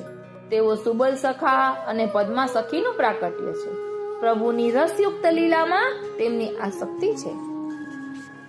આઠમું બેલછકુંડ ઉપર શ્યામ તમાલનું વૃક્ષ. આ સ્થાનના મુખ્ય શ્રી કૃષ્ણદાસજી છે. તેઓ ઋષભ સખા અને લલિતા સખીનું પ્રાકટ્ય છે. તેમને રાસલીલામાં સવિશેષ આસક્તિ છે. હવે શ્રી ગિરિરાજજીની તળેટીની ભાવના કરીએ. ગોવર્ધન કી રહીએ તળેટી શ્રી ગોવર્ધન કી રહીએ નિત્ય પ્રતિમદન ગોપાલ લાલ કે ચરણ કમલ ચિત લઈએ તળેટી શ્રી ગોવર્ધન કી રહીએ તન પુલકિત વ્રજ રજ में लोटत गोविंद कुंड में नहैये रसिक प्रीतम हित चित्त की बात श्री गिरिधारी जो सो कहिए तड़ेटी श्री गोवर्धन की रही. વાલા વૈષ્ણવો, અહીં ગોવર્ધન શબ્દના 2 અર્થ છે. ગો કહેતા ગાયો, ગાયોનું વર્ધન એટલે કે પોષણ કરનાર, અને ગો કહેતા ઇન્દ્રિયો એટલે ઇન્દ્રિયોને પ્રભુ પ્રત્યે વધારનાર. શ્રી ગિરિરાજજી આ બંને કાર્યો કરે છે. તેઓ પ્રભુને સુખ આપે છે અને ભક્તોની ભક્તિ પણ વધારે છે. એમની તળેટી એટલે એમના ચરણ કમળ. ત્યાં રહેવાથી દર્શન થાય, પ્રભુના લીલા સ્થાનોના દર્શન થાય, આપણી આંખો પ્રભુગામી થાય. ત્યાં કાન પ્રભુના કીર્તન સાંભળે, ત્યાં નાક પ્રસાદી પુષ્પોની સુગંધ લે, ત્યાં જીભ પ્રભુના ગુણગાન ગાય, ત્યાં પગ તેમની પરિક્રમા કરે, હાથ સેવા કરે, મન એમના ચિંતનમાં લાગેલું રહે. જગત ભૂલાઈ જાય, હું ને મારું ભૂલાઈ જાય, મન વચન કર્મમાં છવાઈ જાય. શ્રી મદન મોહનજી મન વચન કર્મમાં ખોવાઈ જાય. શ્રી મદન મોહન. તેથી શ્રી ગોવર્ધનની તળેટીમાં રહીએ. અહીં પ્રભુ 2 સ્વરૂપે બિરાજે છે. એક તો મદન મોહન સ્વરૂપે ચંદ્ર સરોવર પર નિત્ય રાસ કરે છે, અને શ્રી ગોપાલલાલ સ્વરૂપે નિત્ય ગૌચારણ કરે છે. રાસલીલા રાત્રિકાલીન છે, ભક્તોને સંયોગનું સુખ આપનારી લીલા છે. ગૌચારણ લીલામાં દિવસકાલીન લીલા છે, ભક્તોને વિપ્રયોગનું દાન કરનારી લીલા છે. આમ અહીં રાત દિવસ સંયોગ વિપ્રયોગ સ્વરૂપે બિરાજતા પ્રભુના ચરણ કમલમાં આપણું ચિત્ત ચોટેલું રહે છે. માટે શ્રી ગોવર્ધનની તળેટીમાં આપણે રહીએ છીએ. અહીં વ્રજરજ છે અને ગોવિંદકુંડ પણ છે. તેના રજ અને જળ બંને શ્રી યોગા સ્વરૂપના શ્રમ જલથી સ્વરૂપાત્મક બન્યા છે. તેમનો સ્પર્શ થતા પ્રભુના સ્પર્શ જેવા સુખનો રોમાંચ આપણા અંગો અંગમાં થાય છે. તે રજ અને જળ મુખ દ્વારા હૃદયમાં જતા હૃદય પ્રભુને લાયક નિર્મળ બને છે. તેથી તનુનવત્વ પ્રાપ્ત થાય છે. આપણો દેહ હૃદય અને મન પ્રભુને લાયક અલૌકિક બને છે. માટે શ્રી ગોવર્ધનની તળેટીમાં રહીએ. અહીં આપણા ચિત્તમાં કેવળ પ્રભુના સુખનો જ વિચાર આવે છે. પ્રભુના સુખની આ વાતો બીજા કોઈની આગળ કરીશું નહીં. પ્રભુ સુખના મનોરથની વાતો કેવળ શ્રી ગિરિરાજજીને જ કહીશું. રસિક પ્રીતમ હિત ચિત્ત કી બાતે શ્રી ગિરધારી જુસો કહીએ. શ્રી ગિરધર સ્વરૂપે પ્રભુએ શ્રી ગોવર્ધન ધારણ કરી ભક્તોનું હિત કર્યું હતું. તેથી હવે આપણે તેમના ભક્તો એમને સુખ થાય તેવા મનોરથ અહીં એકાંતમાં કરી એમને લાડ લડાવીશું. માટે આપણે શ્રી ગોવર્ધનની તળેટીમાં રહીએ. હવે કહે છે શ્રી ગિરિરાજજીની પરિક્રમા. તો શ્રી ગિરિરાજજીની પરિક્રમા કરવાનું મહાત્મ્ય ઘણું જ છે. શ્રી ગિરિરાજજીની પરિક્રમા કરવાથી અનિષ્ટ દૂર થાય છે અને ઈચ્છિત ફળની પ્રાપ્તિ થાય છે. વૈષ્ણવો સિવાય અન્ય સંપ્રદાય વાળા પણ શ્રી ગિરિરાજજીની પરિક્રમા કરે છે. શ્રી ગિરિરાજજીની પરિક્રમા 9 કોસી, 7 કોસી અને 5 કોસી એમ 3 પ્રકારની હોય છે. 9 કોસની પરિક્રમા શ્રી ગિરિરાજજીની દંડવતી શિલાએ દંડવત કરીને ગોવર્ધન, માનસી ગંગા, ઉદ્ધવ કુંડ, રાધાકૃષ્ણ કુંડ, ત્યાંથી પાછા ગોવર્ધન, ત્યાંથી ચંદ્ર સરોવર, ત્યાંથી આન્યોર, ગોવિંદ કુંડ, પુછરી, સુરભીકુંડ થઈને દંડવતી શિલાએ આવવાથી 9 કોસ થાય છે. ત્યારબાદ 7 કોસની પરિક્રમા દંડવતી શિલાથી પ્રારંભ કરી ઉપર મુજબના સ્થળોની પરિક્રમા કરતા એક ચંદ્ર સરોવર 2 કોસનો ભાગ છોડી દેવાથી 7 કોસની પરિક્રમા થાય છે. આટલે સ્થળ થઈ મુખારવિંદે દંડવત કરવા યથાશક્તિ આ છોડી દેવાથી 7 કોસ થાય છે. હવે છે 5 કોસની પરિક્રમા. દંડવતી શિલાથી ગોવર્ધન, આન્યોર, પુછરી, સુરભીકુંડ થઈ દંડવતી શિલાએ આવતા 5 કોસ થાય છે. ઉપરના સર્વ પ્રકારોમાં 7 કોસની પરિક્રમા વિશેષ પ્રચલિત છે. કેટલાક દૂધની ધારા કરતા પરિક્રમા કરે છે અને કેટલાક દંડવતી પરિક્રમા પણ કરે છે. ઘણા શ્રી ગિરિરાજજીની માનતા કે બાધા રાખે છે. એમની પૂર્ણ થતા તેઓ સ્વયં પગે ચાલીને કે દંડવતી પરિક્રમા કરે છે. અથવા દંડવતી પરિક્રમાની બાધા હોય તો સાધુઓ કે વ્રજવાસીઓને કંઈક આપીને તેમની પાસે દંડવતી પરિક્રમા કરાવે છે. પરંતુ બીજા પાસે પરિક્રમા કરાવવા કરતા પોતે પગે ચાલીને માનસિક અષ્ટાક્ષર મહામંત્ર જપ કરતા જ પરિક્રમા થાય તે ઉત્તમ પ્રકાર છે. દંડવતી પરિક્રમા કરનારા સાષ્ટાંગ દંડવત કરતા માથા ઉપર પોતાના હાથ જેટલા લાંબા થાય તેટલા લંબાવીને ત્યાં એક લીટો કરે અથવા નિશાન રાખે છે. પછી ઊભા થઈ ત્યાંથી બીજી વખત દંડવત કરે. આવી દંડવતી પરિક્રમા 5, 7 કે 9, 27 કે 108 પણ થાય છે. પરિક્રમા કરનાર વ્યક્તિ જેટલી પરિક્રમા કરવી હોય તેટલા પથ્થર રાખે છે. તેવી રીતે જેટલી પરિક્રમા કરવી હોય તેટલા પથ્થર મૂકે છે. પરિક્રમા શબ્દનો એક ખૂબ જ સુંદર અર્થ છે. એક ભગવદીયના મુખેથી સાંભળ્યો હતો. પુષ્ટિજીવ કોઈ લૌકિક કામનાથી શ્રી ગિરિરાજજીની પરિક્રમા કરતો નથી, પણ તેની પાછળ જુદો જ ભાવ છે. પરિક્રમા શબ્દના અક્ષરોને છૂટા પાડીએ તો શબ્દ થાય પરિકર્મા. તેનો અર્થ સમસ્ત વ્રજમાં પ્રભુ પોતાના પરિકર સહિત બિરાજે છે. પુષ્ટિજીવ પણ પ્રભુના શ્રીઅંગમાંથી છૂટો પડ્યો છે.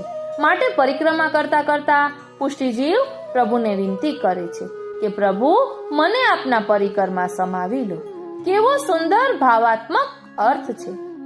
જતીપુરામાં મુકામ હોય તે દરમિયાન અથવા જ્યારે પણ જતીપુરા જવાનું થાય ત્યારે શ્રી ગિરિરાજજીની પંચકોશી, સપ્તકોશી કે નવકોશી પરિક્રમા અવશ્ય કરવી જોઈએ. હરિવર્ય શ્રી ગિરિરાજજીની પરિક્રમા એ ભગવત પરિક્રમા રૂપે ફળદાયી છે. આ પરિક્રમા ખુલ્લા પગે ચાલીને કરવાનું મહાત્મ્ય છે. અશક્ત ઇત્યાદિ ન ચાલી શકાય તો અનિવાર્યતઃ વાહનનો ઉપયોગ કરવો. નિત્ય કર્મથી પરવારી શુદ્ધ વસ્ત્ર ધારણ કરી યથાસંભવ ધોતી બંડી ધારણ કરી શ્રી ગિરિરાજજીના મુખારવિંદ સૌપ્રથમ જવું, ત્યાં દર્શન, ચરણ સ્પર્શ, દંડવત કરી પરિક્રમાનો ડાબી બાજુથી પ્રારંભ કરવો. ત્યાંથી દંડવતી શિલા પાસે જઈને દંડવત કરવા અને પછી નીચે મુજબના સ્થળોએ થઈ પરિક્રમા કરવી. મુખારવિંદ સામે શ્રી મહાપ્રભુજીની બેઠકજીમાં પણ દર્શન, દંડવત પ્રણામ કરવા. ત્યાંથી દંડવતી શિલા થઈ આગળ વધવું. રસ્તામાં જાન અજાન વૃક્ષ, ઉદ્ધવ કુંડ, રાધાકુંડ, શ્રી મહાપ્રભુજીના બેઠકજી, કુસુમ સરોવર, માનસી ગંગા, ચકલેશ્વર ઓ શ્રીનાથજી, ચકલેશ્વર મહાદેવ, હરદેવજીનું મંદિર, દાનીરાયજીનું મંદિર, દાન ઘાટી એટલે ગોવર્ધન ગામ, ત્યાંથી ચંદ્ર સરોવર, આનિયર ગામમાં સદુ પાંડેના ઘેર, શ્રી મહાપ્રભુજીના બેઠકજી, શ્રીનાથજીનું પ્રાકટ્ય સ્થળ, શ્રી દ્વારકાધીશ નું પ્રાકટ્ય કાંદિવલી, શ્રી દ્વારકાધીશનું પ્રાકટ્ય સ્થળ, ગોવિંદ કુંડ, શ્રી મહાપ્રભુજીના બેઠકજી, પુછરીકા લોઠા, અપ્સરા કુંડ, હરજી કુંડ, સુરભી કુંડ, ટુકાદાવજી, શ્રી વલ્લભ કુલ, તુલસી ક્યારો. આટલે સ્થળે થઈ મુખારવિંદે દંડવત કરવા. યથાશક્તિ ભોગ ધરવો. રસ્તામાં શ્રી મહાપ્રભુજીના બેઠકજીઓ પર ધોતી ઉપરણા ધરી ચારી ચરણ સ્પર્શ થઈ શકે માટે ઈચ્છા ધરાવનારે તેને માટે આવશ્યક સાહિત્ય અપરસ કરવાની વ્યવસ્થા સાથે રાખવી. જો રાધાકુંડ અને ચંદ્ર સરોવર ન જવાય તો તે પંચકોશી પરિક્રમા થાય અને કેવળ ચંદ્ર સરોવર છોડી દેવાય તો સપ્તકોશી પરિક્રમા થાય. સાધારણતઃ સપ્તકોશી પરિક્રમાનો ક્રમ હોય છે. અનુકૂળતા મુજબ વૈષ્ણવો ક્યારેક રાત્રે પણ કરતા હોય છે. પરિક્રમાનો સમય વ્યક્તિની ચાલવાની ઝડપ ઉપર નિર્ભર કરે છે, જે 4 થી 8 કલાક કે વધુ સમય લાગે. શ્રી ગિરિરાજજીની દૂધની 1 અથવા વધુ ધારાની પરિક્રમાનો પણ ક્રમ હોય છે. તે માટે એક માટલીમાં 1 કે વધુ કાણા કરી ઉપર પકડી શકાય તેમ દોરી બાંધી હાથમાં રાખવાની હોય છે. એક દૂધવાળાને નક્કી કરી સાયકલ ઉપર દૂધના કેન સાથે રાખવાનો હોય છે, જે રસ્તામાં માટલીમાં દૂધ ઉમેરતા જાય છે, જેથી ઈચ્છા મુજબ દૂધની સતત ધારા પરિક્રમા માર્ગમાં પડ્યા કરે. ઓ શ્રીનાથજી. સાથે એક અન્ય માટલીમાં ધૂપની વ્યવસ્થા કરવાની હોય છે, જે દૂધની ધારાની સાથે પરિક્રમા દરમિયાન સાથે રાખવાની હોય છે. શ્રી ગિરિરાજજીનું પૂજન અને દુગ્ધાભિષેક. શ્રી ગિરિરાજજીના દુગ્ધાભિષેક તેમજ પૂજનનો ઘણો મહિમા છે. મુખારવિંદ પાસે જ અનેક દૂધ તથા સામગ્રીની દુકાનો છે, જ્યાંથી તાજી દૂધઘરની સામગ્રી લઈ ભોગ ધરી શકાય. ઈચ્છા અનુસાર અથવા માનતા માનેલ હોય તે અનુસાર દૂધની દુકાનેથી અગાઉથી દૂધ મેળવી લેવું, તેમજ જલેબી, પેંડા, બરફી ઇત્યાદિ સામગ્રી લઈ લેવી. સાથે ધોતી ઉપરણા, અંગોછો, કંકુ, અક્ષત, ચોખા, અક્ષત એટલે ચોખા, અત્તર અને ફૂલની માલા લેવી. અનેક વૈષ્ણવો હોય એટલે લાઈનમાં નંબર લગાડવાનો હોય. આપણો નંબર આવે એટલે આપણા ગોર હોય તે અથવા ત્યાંના પંડા આપણી પાસે આપણે જે દૂધ લાવ્યા હોઈએ તેમાંથી લોટીજી ભરી ભરીને અભિષેક કરાવે. બધા દૂધનો અભિષેક થઈ જાય એટલે શુદ્ધ જળથી અભિષેક કરાવી મુખારવિંદ સ્વચ્છ કરાવે, અંગોછાથી તેને કોરું કરાવે. પછી હાથમાં અત્તર લઈ સંપૂર્ણ શ્રીઅંગ પર સમર્પવાનું હોય. તે પછી કંકુ લઈ શ્રી અને દાઉજીના મુખારવિંદ ઉપર તિલક કરવાનું હોય. અક્ષત લગાવાય, ધોતી ઉપરણા ધરાય અને પુષ્પમાળા ધરી ભોગ માટે જ સામગ્રી લાવ્યા હોય તે ચરણારવિંદ પાસે સન્મુખ ધરાય. જલની લોટી ધરી થોડો સમય અવળા ફરી ઊભા રહીને એટલે કે શ્રી ગિરિરાજ બાવા આરોગી લે. પછી ભેટ ધરી ચરણ સ્પર્શ કરી સાષ્ટાંગ દંડવત કરવા જોઈએ. ભોગ સામગ્રી ત્યાંથી સરાવી લઈ સામે શ્રી મહાપ્રભુજીને ધરવી, પરિક્રમા કરવી અને ભેટ ધરી દર્શન કરવા. આમ શ્રી ગિરિરાજજીના દુગ્ધાભિષેકનો ક્રમ છે. બોલો શ્રી ગિરિરાજ ધરણ કી જય. આ રીતે અહીં શ્રી ગિરિરાજજીનો મહિમા વર્ણવ્યો છે. વાલા વૈષ્ણવો, હવે આપણે શ્રી ગિરિરાજ ધૈર્યાષ્ટકનો ભાવાર્થ સહિત પાઠ કરીશું. ભક્તાભિલાષા ચરિતાનુસારે દુગ્ધાદિ ચૌર્યેણ યશો વિસારે કુમારિતાનંદિત ઘોષનારે મામા પ્રભુ શ્રી गिरिराज धारे मामा प्रभु श्री गिरिराज धारे मामा प्रभु श्री गिरिराज धारे. ભક્તની ઈચ્છા પ્રમાણે વર્તનારા, બાળલીલામાં દૂધ વગેરેની ચોરી કરી યશનો પ્રચાર કરનારા, વ્રજવનિતાઓને આનંદ પમાડનારા એવા ગિરિરાજધારી શ્રી કૃષ્ણ મારા પ્રભુ છે. વ્રજાંગના વૃંદ સદા વિહારે અંગે ગૃહાગાર તમોપહારે ક્રીડા રસાવેશ તમોભિસારી મામા પ્રભુ શ્રી ગિરિરાજ ધારી. વ્રજની ગોપીઓના યુથમાં હંમેશા વિહાર કરનારા, પોતાના શ્રી અંગના અવયવોના તેજથી ઘરના આંગણાના અંધકારને દૂર કરનારા, રાસક્રીડાના રસના આવેશથી અજ્ઞાનને હરનારા એવા શ્રી ગિરિરાજધરણ શ્રી કૃષ્ણ મારા પ્રભુ છે. વેણુ સ્વનાનંદિત પન્નગારે રસાતલા નૃત્ય પદ પ્રચારે ક્રીડન વયસ્યાકૃતિ દૈત્ય મારે મામા પ્રભુ શ્રી ગિરિરાજ ધારી મામા પ્રભુ શ્રી ગિરિરાજ ધારી મામા પ્રભુ શ્રી ગિરિરાજ ધારી. વાંસળીના શબ્દથી મયુરોને નચાવનારા, રસાતલમાં પણ નૃત્ય પદને પ્રસારનારા, ક્રીડામાં જ વત્સાસુર દૈત્યનો સંહાર કરનારા એવા શ્રી ગિરિરાજધરણ શ્રી કૃષ્ણ મારા પ્રભુ છે. પુલિંદ દારાહિત શંબરારી રમા સદોદાર દયા પ્રકારી ગોવર્ધને કંદ ફલોપહારી મામા પ્રભુ શ્રી ગિરિરાજ ધારી મામા પ્રભુ શ્રી ગિરિરાજ ધારી મામા પ્રભુ શ્રી ગિરિરાજ ધારી. ભીલડીઓના હિતને માટે શંબર નામના દૈત્યને મારનારા, લક્ષ્મીજી ઉપર પરમ દયા કરનારા, ગોવર્ધન પર્વતમાં કંદ અને ફળોને આરોગનારા એવા શ્રી ગિરિરાજધરણ શ્રી કૃષ્ણ મારા પ્રભુ છે. કલિંદ જાકોલ દુકોલ હારી કુમારિકા કામ કલા વિતારી વૃંદાવને ગોધન વૃંદચારી મામા પ્રભુ શ્રી ગિરિરાજ ધારી મામા પ્રભુ શ્રી ગિરિરાજ ધારી મામા પ્રભુ શ્રી ગિરિરાજ ધારી.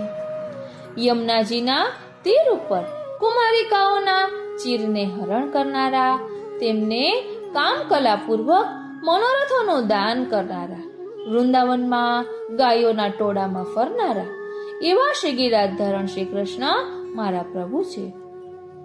વ્રજેન્દ્ર સર્વાધિક શર્મકારી મહેન્દ્ર ગર્વાધિક ગર્વહારી વૃંદાવને કંદ ફલોપહારી પ્રભુ શ્રી ગિરિરાજધારી મમ પ્રભુ શ્રી ગિરિરાજધારી મમ પ્રભુ શ્રી ગિરિરાજધારી. નંદરાયજીનું અધિક કલ્યાણ કરનારા, ઇન્દ્રના પરમ ગર્વને દૂર કરનારા, વૃંદાવનમાં કંદ અને ફળોને આરોગનારા એવા શ્રી ગિરિરાજધરણ શ્રી કૃષ્ણ મારા પ્રભુ છે. મન કલાનાથ તમો વિદારે વંશી રવાકારિત તત્કુમારી રાસોત્સવોદ્વેલ રસાબ્ધિ સારે મમ પ્રભુ શ્રી ગિરિરાજધારી મમ પ્રભુ શ્રી ગિરિરાજધારી મમ પ્રભુ શ્રી ગિરિરાજધારી. મનમાં રહેલા અજ્ઞાનરૂપ અંધકારને દૂર કરનારા, ચંદ્ર જેવા બંશીના શબ્દથી વ્રજકુમારિકાઓને બોલાવનારા, રાસ મહોત્સવમાં ઉછળી રહેલા રસસાગરમાં વિહરતા એવા શ્રી ગિરિરાજધરણ શ્રી કૃષ્ણ મારા પ્રભુ છે. મત દ્વિપોદામગતાનુકારી લુંઠત પ્રસૂના પ્રપદીનહારી રામો રસસ્પર્શકર પ્રસારી મમ પ્રભુ શ્રી ગિરિરાજધારી મમ પ્રભુ શ્રી ગિરિરાજધારી મમ પ્રભુ શ્રી ગિરિરાજધારી. ઉત્તમ ગજેન્દ્રના સરખી ચાલથી ચાલનારા, પગની પાણી સુધી ઝૂકી રહેલા પુષ્પોના દિવ્ય હારવાળા, શ્રી લક્ષ્મીજીના વક્ષસ્થળને સ્પર્શ કરવા કરકમલને લંબાવી રહેલા એવા શ્રી ગિરિરાજધરણ શ્રી કૃષ્ણ મારા પ્રભુ છે. ઇતિ શ્રી વલ્લભાચાર્ય વિરચિતમ શ્રી ગિરિરાજધાર્યાષ્ટકમ ભાવાર્થ સહિત. આ રીતે શ્રી મહાપ્રભુજી રચિત શ્રી ગિરિરાજધાર્યાષ્ટક ભાવાર્થ સહિત અહીં વિરમે છે. વાલા વૈષ્ણવો, આ રીતે આપણે વ્રજમાધુર્ય પુસ્તકમાંથી શ્રી ગિરિરાજજીના સ્વરૂપના મહિમાને સમજ્યા. પછી ફરી ક્યારેક શ્રી યમુનાજીના સ્વરૂપને પણ આ જ રીતે વ્રજમાધુર્ય પુસ્તકમાંથી લઈશું અને પછી શ્રી વ્રજના ભાવને સમજીશું. ગોલોકધામમાં વ્રજનું પ્રાકટ્ય કઈ રીતે થયું, આ બધું જ ભાવ દર્શન પછી આપણે અલગથી લઈશું. આજનો આ સત્સંગ શ્રીનાથજી, શ્રી યમુનાજી, શ્રી મહાપ્રભુજીના ચરણારવિંદમાં સમર્પિત કરું છું અને એ જ વિનંતી ધરું છું કે અહીં જે ભાવ પ્રકટ કર્યો છે તેને અમે અમારા આત્મપટલ પર ધારણ કરી શકીએ એવી કૃપા કરો. બોલો શ્રી વલ્લભાધીશ કી જય. જય શ્રી કૃષ્ણ.